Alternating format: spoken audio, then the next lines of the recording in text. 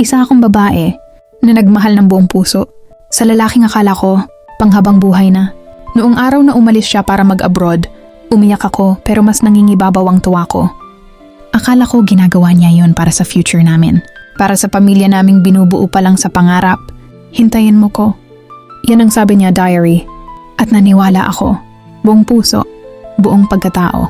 Pero siguro, minsan kahit buong pagmamahal mo ibigay mo, hindi pa rin pala sapat para sa taong ayaw nang manatili. Unti-unti siyang naging malamig.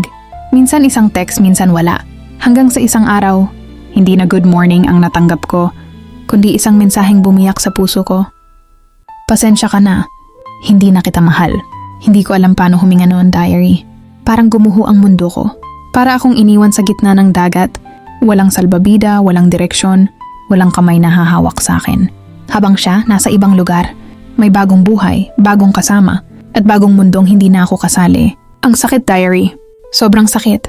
Pero natutunan ko na minsan kailangan mo munang masaktan ng sobra para makita mo kung gaano ka pala katatag. Hindi ko siya sinisi. Hindi na rin ako naghabol.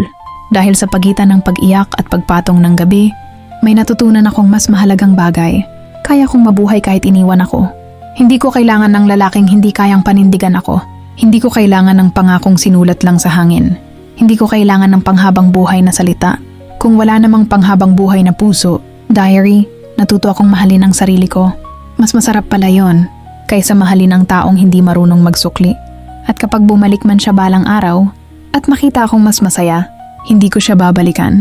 Hindi dahil wala ng pagmamahal, kundi dahil natutunan ko ng piliin ang taong hindi ako iiwan. Ako mismo, signed, the woman who chose herself.